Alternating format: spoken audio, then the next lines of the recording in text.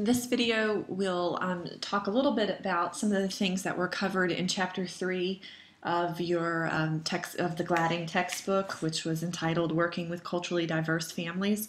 But what I'm really going to draw on in this video is my own dissertation research that I did, which was about family counselors' experiences with multiculturalism. And I'm going to continue to use the Screencast-O-Matic recorder. I'm going to try to change PowerPoint slides within it, and I hope that you will be able to see as I go from PowerPoint slide from each slide to the next slide. So hopefully this will work. If not, I'm going to go ahead and put the recording up anyway so that at least you'll hear me narrating, and then I'll post the PowerPoint as as a PowerPoint file, and you'll have to just move along with it on your own. So to save me from having to do multiple recordings, I'm going to say that I'm moving from slide 1 to slide 2 within this recording. And if you're watching the video and the video is working correctly, you will see that happen. But if in case only the sound is coming through but not the actual visual, then you can play along and move through the PowerPoint on your own with using the PowerPoint file attachment. Okay. So family counselors' experiences with multiculturalism. I love this quote. All individuals and their families are embedded within their own cultures. No person is acultural. And so that's real important for us to understand that even if we are part of the dominant culture for a region or a country, that we're still in a culture, and there are going to be some slight variations from family to family. One of the things that I think is most interesting about multicultural counseling is the intersection of multiple dimensions of personal identity. So when we talk about culture in family counseling and in counseling in general, we talk about it, going to slide 2, from a very broad sense where I'm going down to define culture here. We reference race, ethnicity, sexual orientation, religiosity, spirituality, nationality, gender. All of these different dimensions of personal identity are included when we use the very broad sense of the word culture. So when we work with an individual, though, we're not just working with a gay individual or an African American individual or a female or a woman client. We're working with someone who has identities in multiple different groups. And then, so if you take that idea and you apply it to families, it exponentially increases the number of different personal identities that are within that one family group. It's your responsibility as the family counselor to understand how all those different personal identity dimensions within a family are intersecting for the individuals and then intersecting at the family level as well. And then on top of that, how all of those cultural dimensions of the family and the individuals within it are intersecting with your own, as the counselor, cultural background and belief. So there's a lot of different things going on there, and I just find that really fascinating. I think it's really exciting. I think it's an opportunity for us to be misunderstood if we treat it lightly, but if we treat that as an opportunity to get to know one another in a deeper sense, then there's a lot that we can learn from, and through that process of learning from each other in counseling, clients and families can better understand themselves. So I'm not going to go through all the terminology here. It would take too long, but make sure that as a family counselor and as a counselor in general, you're familiar with diversity, race, ethnicity, culture, racism, prejudice, that you understand what each of these terms mean. Going to slide 3.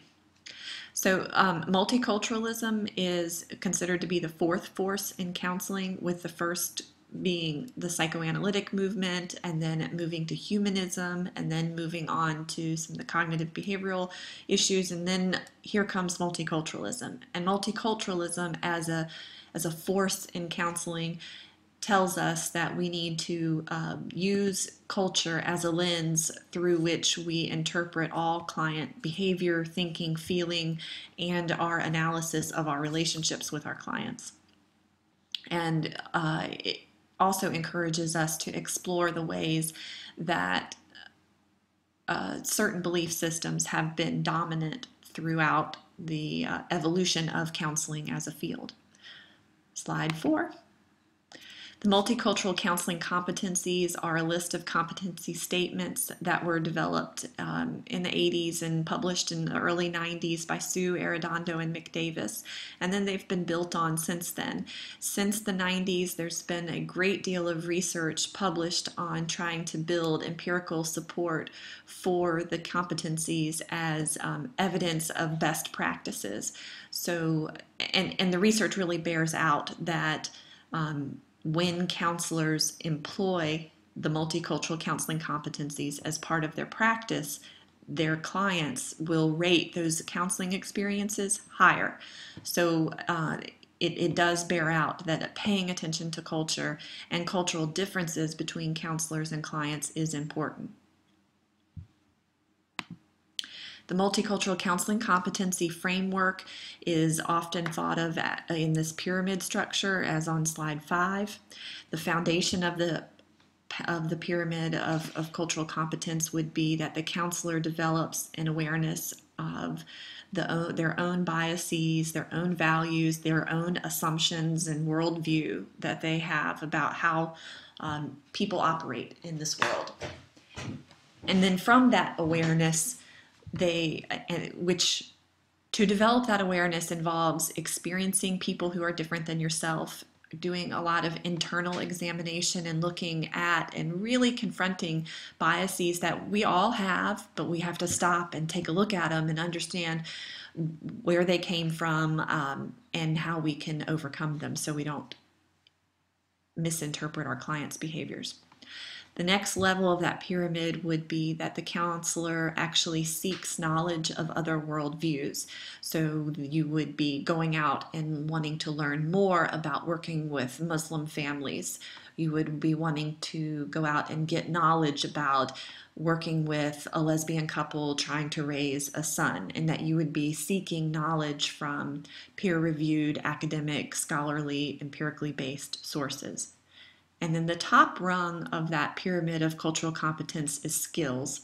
And so at the top of the pyramid, after we have achieved self-awareness and gathered knowledge about specific family forms and specific cultural groups, then we start to tweak the skills that we use in working with families to make them culturally relevant to our family populations. Going to slide 6, we know that culture impacts assessment, diagnosis, and treatment. So basically the entire therapeutic process. That clients who have had many experiences of racism, and I would think that we could infer sexism as well, tend to have lower self-esteem and less life satisfaction. So it's important that we talk about these things and address these things. Clients from minority groups are more likely to be misdiagnosed, be assigned to work with junior level counseling staff, so that would be licensed professional counseling associates are more likely to work with clients from minority populations, whereas therapists who've been in practice a longer time are more likely to work with members of the dominant culture who also may have more privilege and resources. They're less likely to receive therapeutic contact and instead might receive more paraprofessional services rather than licensed therapeutic services. They tend to be overrepresented in public inpatient facilities. They tend to stay in inpatient treatment longer. They tend to leave therapy earlier than other clients. That might mean that they come to a counseling session, but they never come back for session number 2. And then they tend to rate their counseling experiences with dissatisfaction. So we need to do a better job as a profession in meeting the needs of clients who represent different minority populations.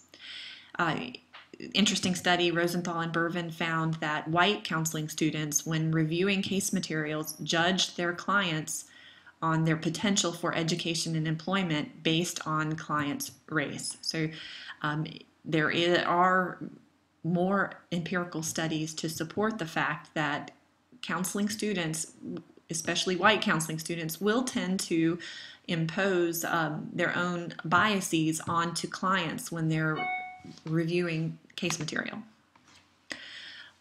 We know that Western family values tend to be individual oriented. They tend to focus on coupled parenting. The marital bond is considered to be of primary importance, and the expression of emotion is valued. If we compare that to Eastern family values, then we know that rather than having the family being a unit that can help an individual to achieve, that the goal is that the family achieves. And then there's also an emphasis that multiple people are involved in parenting the children within that family, not just the couple who is at the head of the household. In lieu of the marital bond being primary, parent-child relationships are considered primary. And emotion is not prized for being expressed freely, but is valued when people can feel self-controlled and contained and suppress emotions. These are generalizations. They don't apply neatly to every Western group and every Eastern group. There's certainly families that embody the characteristics of a mix of these values. When we take a look at some of the studies that have compared African American families to white families, we see that the experience of race in those families has impacted how parenting roles are determined, the discipline strategies that are used, the long-term goals for children, and the current family priorities. So children of color experience higher rates of suspension, expulsion, special ed placement, low teacher expectations, and diminished prospects for the future.